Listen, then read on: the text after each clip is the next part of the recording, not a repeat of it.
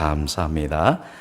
오늘 본문 말씀 가지고 교회 안에서 우리는 이라는 제목으로 주의 말씀 나눌 때 이 마지막 세대를 살아가면서 한 공동체 내에서 우리는 어떤 관계를 형성하며 세워져 가야 하는지를 발견하고 그것을 행하는 은혜가 우리 모두에게 있기를 주님의 이름으로 축복합니다.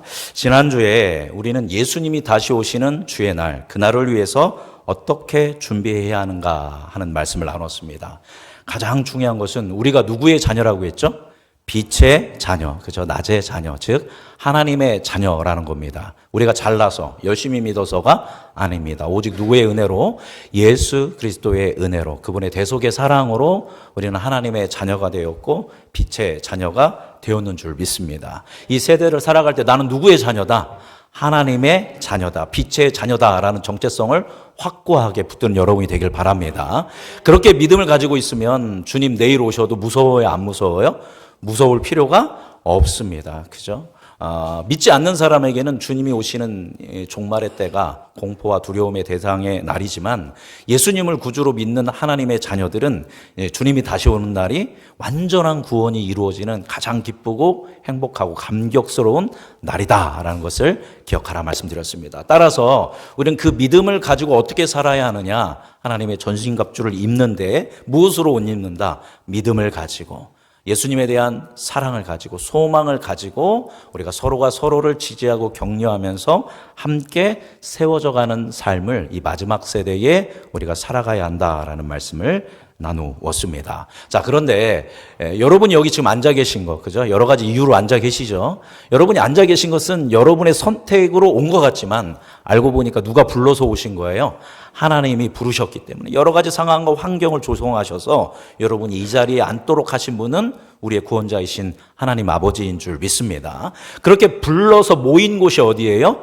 교회입니다. 이 건물이 교회가 아니라 우리가 모여있는 이 모임이 바로 교회입니다. 따라서 주님을 향한 이 마지막 세대를 살아가기 위해서는 반드시 우리가 어디에 속해 있어야 돼요? 주님의 몸된 교회에 속해 있어야 합니다. 함께 서로 끌어주고 밀어주면서 함께 세워져 가는 공동체가 교회이기 때문입니다. 자, 그렇다면 교회도 알고 보면 누가 모인 곳이에요? 사람이 모인 곳입니다. 그죠? 한번 좌우 앞뒤 사람 보시겠어요? 어때요? 착한 사람도 있고 세 보이는 사람도 있고, 그죠? 여러 모양으로 모였습니다. 다 사람이 모인 곳이에요. 사람이 모인 곳에서는 그 관계에서 갈등과 여러 가지 어려운 일들이 일어납니다. 심지어 어디에서도, 교회에서도 그런 일이 일어납니다. 그렇다면 이 마지막 세대에 우리는 교회 공동체에서 어떻게 믿음의 길을 걸어야 하는가? 이거에 대한 말씀이 오늘 말씀입니다. 우리 12절 같이 읽어보겠습니다. 자, 12절 말씀 읽어볼까요? 형제들아, 너희 가운데에서 수고하고 주 안에서 너희를 다스리며 권하는 자들을 너희가 알고. 아멘. 이 말씀을 기록한 것으로 보아 아마 데살로니가 교회에도 지도자와 일부 성도 간의 갈등이 있었던 것으로 봅니다. 여기 보니까 너희 가운데에서, 교회 가운데에서 수고하고 주 안에서 너희를 다스리며 주 안에서 너희를 권계하고 권면하는 자들, 이건 누구를 얘기하는 걸까요? 교회 지도자를 얘기하는 겁니다. 교회 지도자, 요즘으로 얘기한다면 누구를 얘기하는 걸까요? 목회자, 좀 더 넓히면 장로님까지 이야기할 수 있겠죠. 그러나 정확하게 보면 목회자를 본다라고 할 수 있습니다. 그러니까 데살로니가 교회 성도들 중에서 대부분은 좋았지만 일부 성도들은 누가 마음에 안 들었어요? 교회 지도자들이 마음에 들지를 않았던 것입니다. 그래서 첫 번째로는 바울이 다루는 게 주님의 몸된 교회에서 교회의 지도자라 할 수 있는 목회자와 성도의 관계가 어떠해야 하는가를 얘기하고 있습니다. 그래서 너희를 위하여 수고하고 다스리며 권하는 자들을 너희가 뭐 하면 좋겠다? 알았으면 좋겠다. 여기서 안다라는 것은 알아주다 이런 의미이고 존경하다, 존중하다라는 의미를 가지고 있습니다. 교회에는 반드시 영적인 지도력이 필요합니다. 어떤 교회를 보면 무교회주의라든가 어떤 교회는 목회자 없이 그냥 모여서 예배 모임을 하는 그런 경우도 있습니다. 그러나 성경을 보았을 때는 교회는 반드시 영적인 지도력이 필요합니다. 영적 지도력을 가지고 있는 사람이 성경을 바르게 해석하고 성경에 있는 중요한 이치들이 있는데 그걸 교리라고 합니다.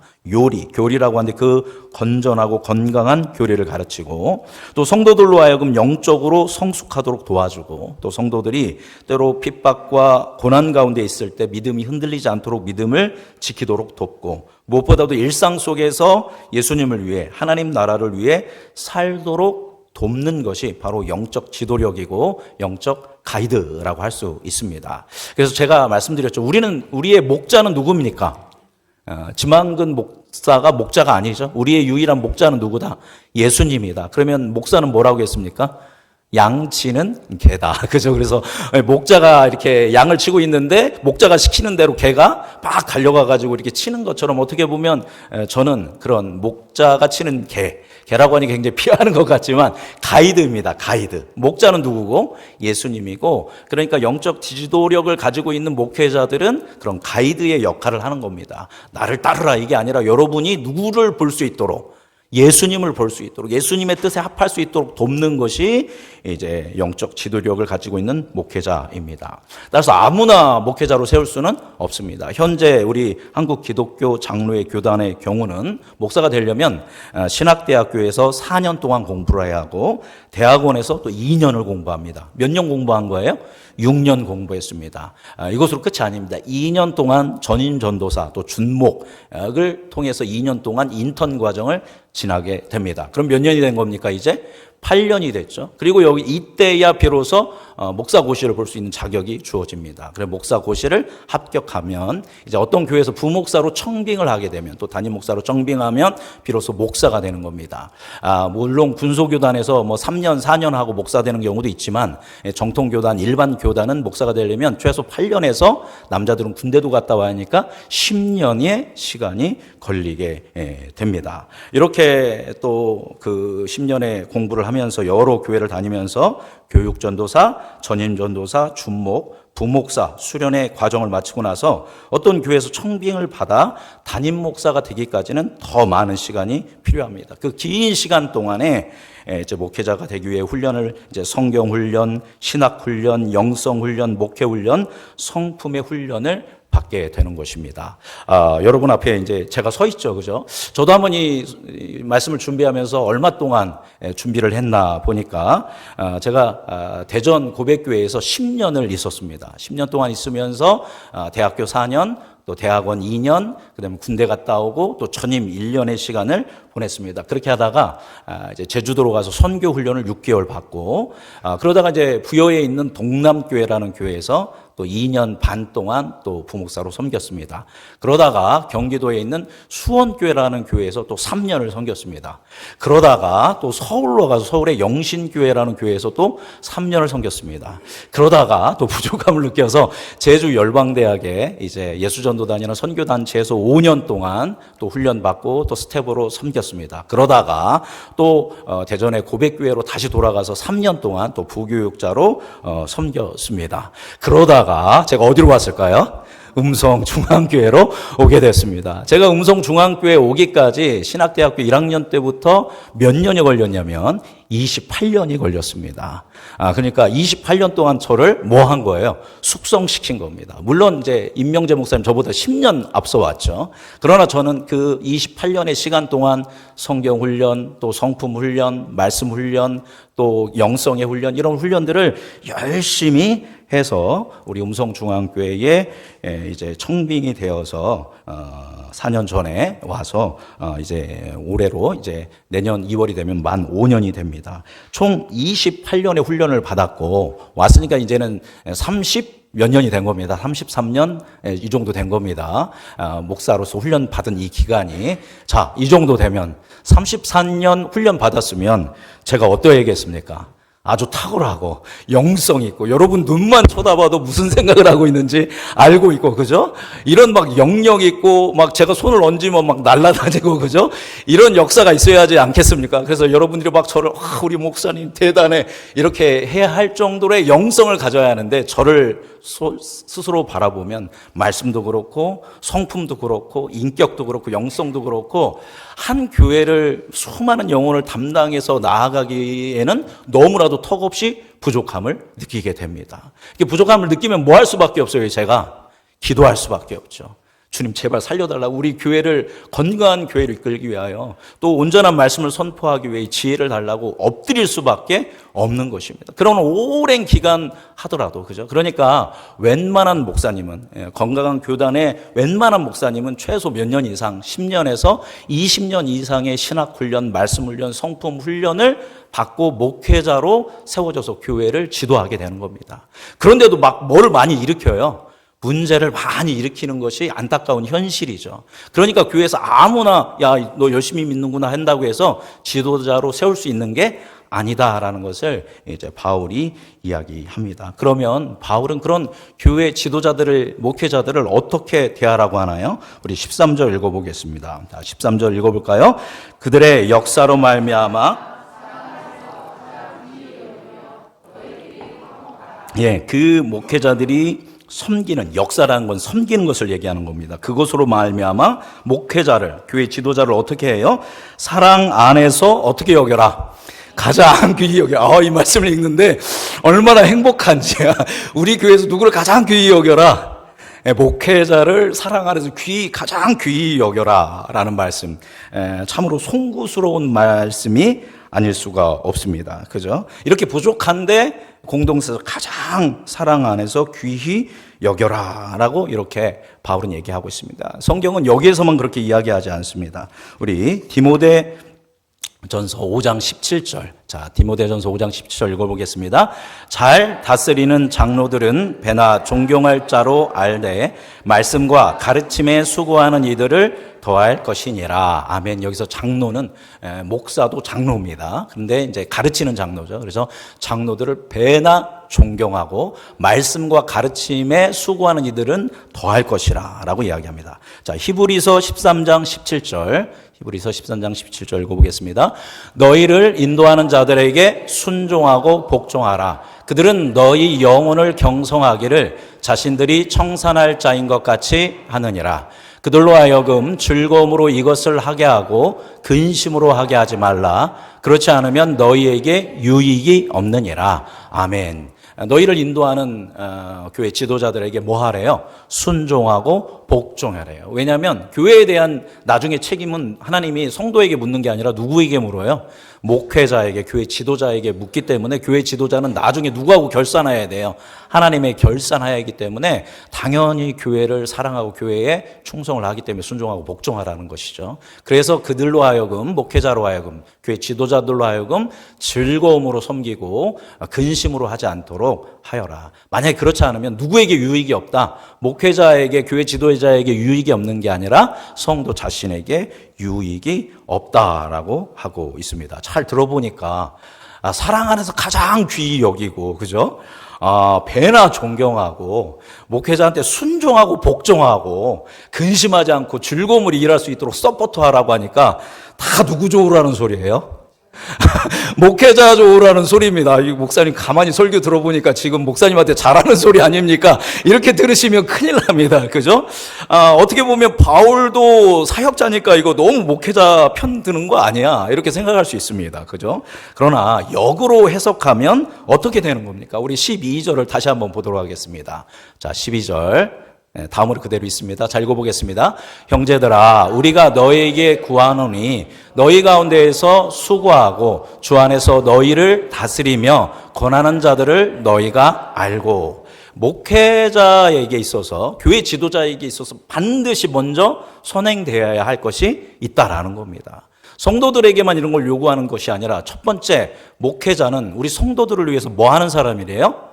수고하는 사람이다라고 이야기하고 있습니다. 여기서 수고한다라는 것은 스트레스 받고 이렇게 정신적 노동만을 하는 게 아니라 육체적 노동, 또 정서적 노동, 영적 노동. 그래서 일용직을 하시는 분이 열심히 일하면 땀을 흘리지 않습니까? 그죠? 그리고 수고롭지 않습니까? 그것처럼 목회자가 교회와 성도를 위하여 뭐 해야 한다? 수고를 해야 한다라는 겁니다. 제 어머니가 저를 어렸을 때부터 거의 목사로 만들었거든요. 어렸을 때 목사가 껌 씹으면 안 된다, 껌도 못 씹게 하고, 딱지치기 하면 딱지는 사행성이니까 하면 안 된다 했고, 좀 만화책을 좋아하는데 만화책은 오락물이다, 안 되고, 그래서 저는 어렸을 때 거룩하게 이렇게 자랐던 그런 기억이 있습니다. 나시린처럼. 근데 어머님이 늘 하셨던 말씀이 네가 목사가 되면 가장 먼저 매일같이 마당을 쓸어라.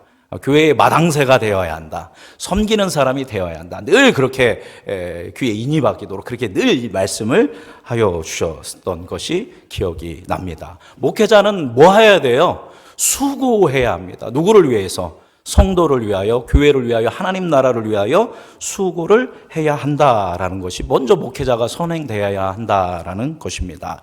저도 여러 면에서 나름 수고하려고 애쓰고 노력을 하는데요. 이제 재밌는 얘기 하나만 한다면, 이번에 이제 예원이가 대학교를 이제 시험을 봤습니다. 몇 군데 이제 합격을 이제 하게 됐는데요. 이제 예원이 이전에 먼저 대학에 시험을 본 친구들이 있습니다. 그게 누구냐면, 가장 먼저 이제 제가 왔을 때 현진이가 대학을 시험을 봤고, 그 다음에 유진이가 시험을 봤습니다. 애들이 원하는 학교가 있었어요. 이제 입시가 다가오면서 그날이 되면 저는 긴장을 하는 겁니다.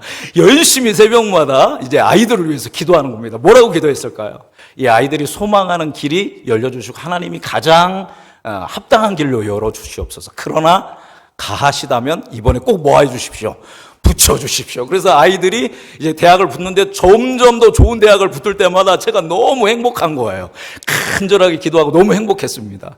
그런데 이 얘기하면 이제 사모님이 저한테 뭐라고 할 것 같은데, 이번에 저희 예원이가 이제 대학을 시험 봤을 때는 그때만 그렇게 열심히 기도를 안 했습니다. 물론 하나님께서 이 아이를 잘 붙여주시겠지, 주님 뜻대로 해주십시오. 그냥 합격자 발표 날 때도 합격 되겠지, 안 되면 다음에 보면 되지, 요 정도 마음이었지 막 마음에 졸이면서 하지 않았던 그런 기억이 있습니다.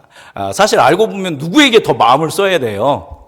내 자식에게 더 마음을 써야 하는데, 목회자들은 그게 아니라 우리 청년들, 그리고 우리 다음 세대들을 위해서 애쓰는 그런 마음, 또 그래서 또 열심히 기도했던, 그리고 마음 졸이면서 이렇게 기도했던 기억이 나고, 또 작년 또 재작년 좀 몸이 우리 아프신 분들이 좀 몇 분 계셨습니다. 그렇게 아프실 때마다 마음이 너무 졸이고, 또 이제 검사 받으러 가시는 날 받고 그 다음 검사 결과가 나오는 날, 그날만 되면 막 제가 새벽마다 간절하게 기도하는 겁니다. 치유하여 주시고 회복시켜 달라고 간절하게 기도하는 겁니다. 감사하게도 지금 한 분 한 분 위기의 상황 가운데 있었지만 회복되고 치유되어지는 그런 과정 가운데 있는 줄 믿습니다. 그러니까 늘 마음에 성도님들한테 어떤 일이 생기면 내가 기도를 덜 해서 그런가, 내가 충성을 덜 해서 그런가, 물론 그거는 아니지만 하나님의 뜻 안에서 이루어지는 거지만, 그런 마음으로 어떻게든 각 개개인이, 각 가정이 세워지기를 간절함으로 기도하고 또 이런 것들을 위해서 애쓰는 것이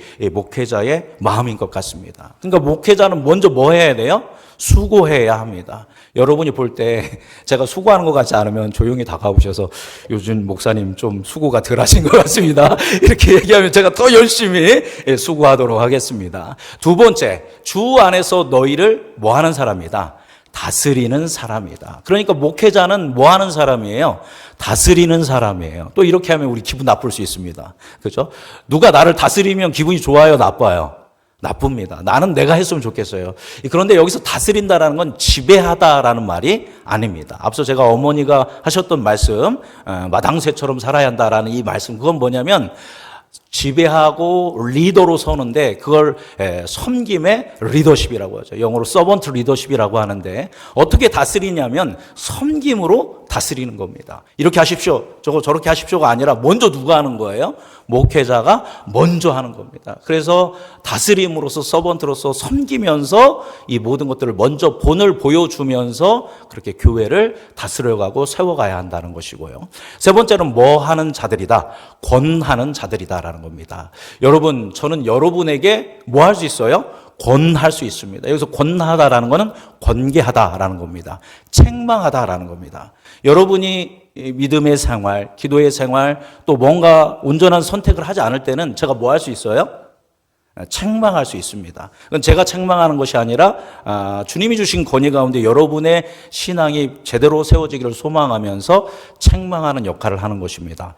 감사하게도 여태까지 제가 우리 교회에서 누구를 책망한 적은 거의 없는 것 같습니다. 그런데 만약에 이제 뒤에 나올 얘기가 다시 나오겠지만, 제가 책망한다면 여러분을 공격하는 게 아니다라는 겁니다. 그죠? 여러분 분명하게 기억하시고 여러분의 믿음이 더욱더 바로 세워지기를 원하는 마음으로 그것을 감당하는 겁니다. 제가 듣기 싫은 소리를 하시면 당연히 관계가 깨어지고 관계가 어색해지고 여러 가지 어려움을 겪을 겁니다. 그럼에도 불구하고 필요하다면 그거에 대해서 이제 권면을 또 책망을 해야 하는 것이 목회자의 직임이다라는 것입니다. 따라서 먼저 목회자가 뭐를 해야 한다? 수고하고 서번트 리더십으로 섬김의 리더십으로 다스리고 아버지의 마음으로 권하는 역할을 감당을 해야 한다라는 것입니다. 자, 13절 다시 읽어보겠습니다. 자, 13절 읽어볼까요? 그들의 역사로 말미암아 그러한 섬김의 도를 가지고 그 목표를 향해 나아가고 있는 목회자, 교회 지도자를 사랑 안에서 어떻게 여겨라? 귀히 여겨라 라고 이 말씀이 우리에게 이야기하고 있습니다. 분명하게 저도 부족하고 수많은 한국교회의 지도자들이 연약한 모습들을 많이 보여주고 있습니다. 그러나 그럼에도 불구하고 여러분이 교회의 지도자들을, 목회자들을 가장 귀히 여기고 존경하고 지지하고 격려할 때 주님의 몸된 교회는 건강하게 세워지는 줄 믿습니다. 저조차고 하는 얘기가 아니라 무엇을 위해서? 교회를 위해서, 그리고 여러분을 위해서입니다. 제가 이전에도 했던 말씀인데 중요한 말입니다. 좋은 성도는 누가 만들까요? 좋은 목사가 만듭니다. 반대로 좋은 목사는 누가 만들까요? 좋은 성도가 만듭니다. 이게 원래 좋은 목사는 좋은 성도가 만든다라는 게 유명한 이 목회 철학에서 많은 사람들이 하는 이야기입니다. 따라서 만약 목회자가 우리 성도님들이 잘 안 따라주고 내 마음에 들지를 않아요. 그러면 먼저 누구를 봐야겠습니까? 우리 성도들이 이렇게 좋은 성도들이 아니야. 그건 누가 지금 좋은 목사가 아니라는 거예요. 내가 좋은 목사가 못 된다라는 겁니다. 좋은 성도를 세우기 싶다면 목사가 열심히 해야겠죠. 반대로 여러분이 볼 때 우리 목사님은 저게 부족하고 연약해. 그렇다라면 누구를 먼저 봐야 돼요? 나를 먼저 보면서 내가 좋은 성도인가, 목회자를 위해서 기도하고 지지하고 중보기도하면서 그렇게 하고 있는가를 돌아봐야 한다는 겁니다. 이 마지막 세대를 살아가는 우리 음성중앙교회가 좋은 성도가 되어 좋은 목사를 세우고 좋은 목사가 되어 좋은 성도를 세우는, 서로를 사랑하고 합력하여 선을 이루는 아름다운 사랑의 공동체, 믿음의 공동체가 되기를 주님의 이름으로 축복합니다. 이렇게 이제 목회자에 대한 교회 지도자에 대한 이야기를 한 다음에 그 다음에 이제 성도에 대한 부분으로 서로 화목하게 지내기 위해서는 너희끼리 화목하라라고 했는데 그러면 어떻게 해야 하는가? 우리 14절 말씀 읽어보겠습니다. 자, 14절. 자, 같이 읽어볼까요? 또 형제들아 너희를 권면하노니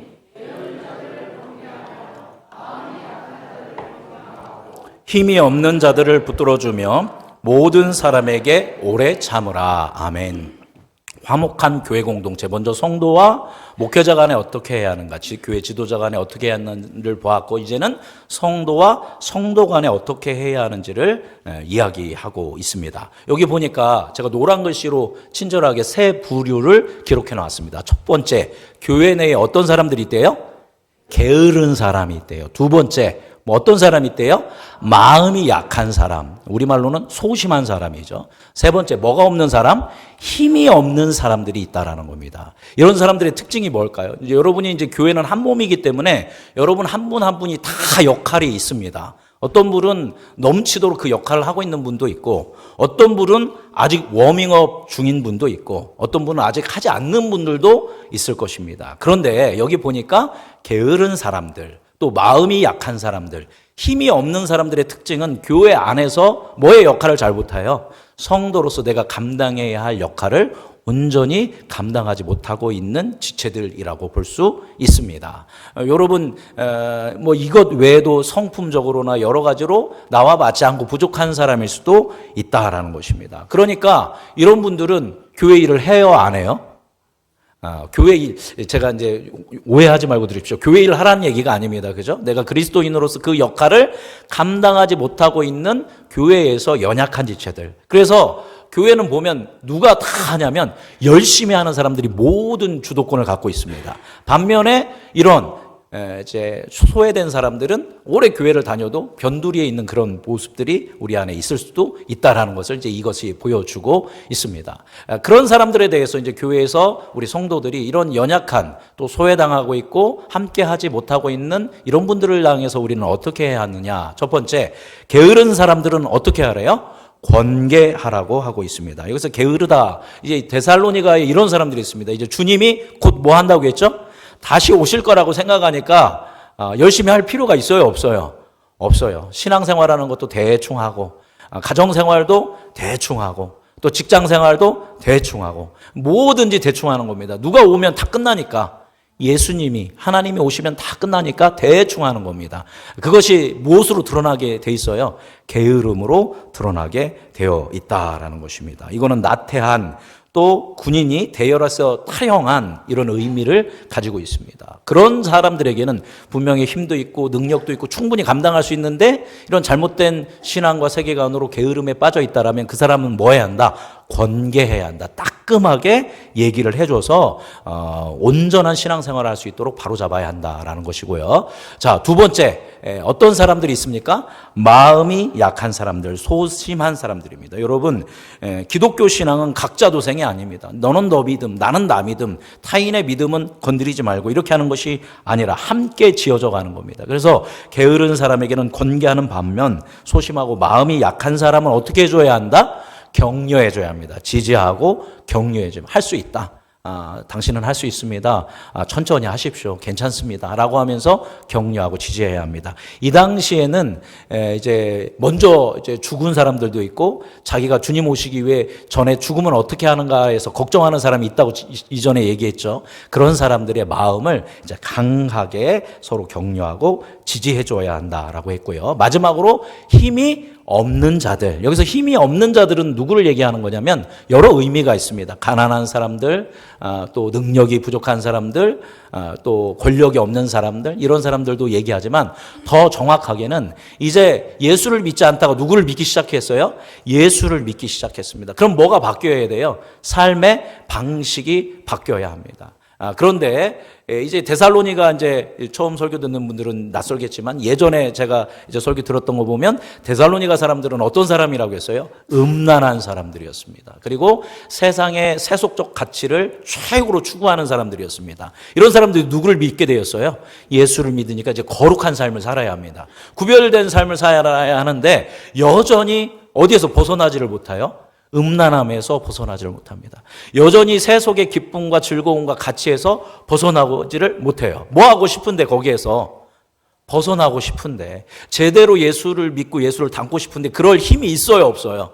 힘이 없는 것입니다. 그럼 힘이 없다 보면 뭐 할 수 있어요? 나는 아닌 것보다 하고 돌아갈 수 있습니다. 그들은 뭐 해줘야 한다?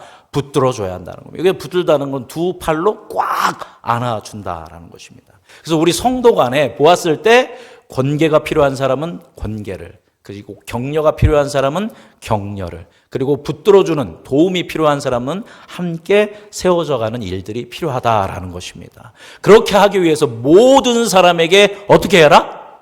오래 참으라, 오래 참으라는 겁니다. 어떤 분이 10년을 다녔는데 신앙이 안 바뀌어요. 그래가지고 이제 장로님이나 목사님이 가가지고 아니 당신은 10년이나 다녔는데 그게 믿음이 그게 뭡니까? 마음이 약한 사람에게, 그죠? 힘이 없는 사람에게 그렇게 권계하면 됩니까? 안 됩니까? 안 되죠. 그 사람들은 어떻게 해야 돼요? 격려하고 지지하고 돌봐야 합니다. 근데 어떤 사람은 힘도 있고 충분히 할 수 있는데 늘 게을러요. 늘 대충하고 늘 열정이 없어요. 그런 사람한테 당신은 게으르고 열정도 없고 마음도 풀려 있지만 언젠가는 잘할 겁니다. 그렇게 하면 그 사람 잘할까요? 못할까요?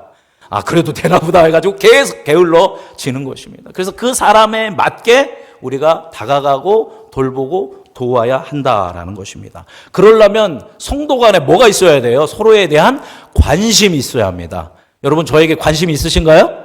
서로 간에 관심이, 구역 식구들 간에 또 성도 간에 관심이 있어야 저 사람이 뭐가 필요한가, 내가 저 사람을 위해 뭘 해줄 수 있는가, 이런 게 보이는 것입니다. 그죠? 근데 관심을 다른 말로 하면 뭐라고 할 수 있을까요? 사랑입니다. 사랑. 사랑이 있으면 당연히 관심을 갖게 되는 것입니다. 그런데 여러분 우리가 연고가 없이 이렇게 모였지 않습니까? 그죠? 그런데 어떻게 사랑을 갖고 우리가 어떻게 관심을 가질 수 있겠습니까? 관심 좀 가져야지, 사랑 좀 가져야지 한다고 그게 생길까요? 안 생길까요? 막 생기면 좋겠지만 인간은 자기중심적입니다. 이기적입니다. 그래서 그 마음이 잘 생기지를 않아요. 그렇기 때문에 우리는 하나님 앞에 엎드려 건강한 공동체를 만들기 위하여 또 나 역시 좋은 그리스도인이 되기 위해서 기도를 해야 한다라는 겁니다. 특히 나를 어렵게 하고 특히 내가 봤을 때 뭔가 문제가 있어 보이고 저 사람은 왜 저래 하는 사람이 있으면 그 사람을 위해서 내가 뭐 해야 돼요? 중보기도를 하는 겁니다. 꾸준히 중보기도를 하면 그 사람을 귀히 여기고 소중히 여기는 마음이 생기고 그러다 보면 사랑의 마음이 생기고 관심을 갖게 되는 줄 믿습니다. 그래서 우리가 누가 누구한테 함부로 얘기하고 다가가서 권계하거나 막 이렇게 말로 해서는 안 됩니다. 그냥 한 번 툭 던지는 말은 절대 아예 하지 말아야 합니다. 누군가에게 내가 신앙적 조언, 삶에 대한 조언을 할 때는 충분한 뭐가 있어야 돼요? 기도가 있어야 합니다. 기도를 통해서 그에 대한 사랑의 마음이 있을 때 그를 때로 권계하기도 하고 격려하기도 하고 붙들어주기도 하면서 그렇게 나아가는 겁니다. 그런데 그런 마음 없이 내가 마음에 안 든다고 또 저 사람 저렇게 하면 어떻게 해서 그 말을 하게 되면 그 말에 힘이 없습니다. 오히려 관계가 깨어지게 된다라는 겁니다. 그래서 이런 충분한 과정이 없다라면 우리는 입을 다물고 다만 뭐를 열심히 하면 되겠습니까? 그를 위하여 기도를 열심히 하면 된다라는 것입니다. 이 이야기의 핵심은 그래서 서로 마지막에 보니까 오래 뭐 하라고 했죠? 참으라고 했습니다. 참으라. 내가 변화시키는 게 아니라 누가 변화시키겠습니까? 하나님이 성령께서 변화시켜 주실 줄 믿습니다. 그래서 그를 붙들고 전심으로 기도하고 사랑의 마음이 생기고 하나님이 네가 가서 얘기해라 라는 마음의 확증이 있다면 그때 다가가 우리가 얘기할 수 있을 줄 또 그렇게 했을 때 그것이 힘 있는 그 말이 그래서 서로가 함께 세워져가는 일이 생길 줄 믿습니다. 우리 마지막으로 15절 읽어보겠습니다. 15절 읽어볼까요? 삼가 누가 누구에게든지 모든 사람을 대하든지 항상 선을 따르라. 악으로 악을 다 갚지 말아라. 악을 이기는 방법은 악으로 이기는 것이 아니라 무엇으로 이겨야 한다? 선으로 이겨야 한다. 우리 공동체 가운데서 여러 가지 갈등과 이런 것이 있을 때 내가 먼저 악을 악으로 대하지 말고 뭐로 대해야 한다? 선으로 대해야 한다. 그러기 위해서 오래 참아야 한다. 그러기 위해서 지난주에 있는 말씀처럼 하나님을 향한 믿음, 하나님을 향한 사랑, 구원의 소망을 가지고 우리가 함께 나아갈 때 온전한 공동체가 지어질 줄 믿습니다. 말씀 정리하도록 하겠습니다. 이 마지막 때에 주님 오심을 준비하면서 이 데살로니가 교회에 바울이 한 말씀을 우리에게 적용한다면 두 가지입니다. 먼저 목회자와 성도 간에 목회자는 어떻게 해야 한다? 수고하고 섬김으로 다스리고 또 필요할 때 책망할 수 있는 용기를 가지고 전심으로 섬겨야 할 것이고 성도들은 목회자들을 소중히 여기면서 지지하고 격려하면서 함께 세워져 가는 우리 음성중앙교회가 됐으면 좋겠습니다. 또한 성도와 성도교회 간에는 함부로 말해서는 안 된다. 그 입 뭐 해라? 다물라. 입 다물고 뭐 하면 됩니까?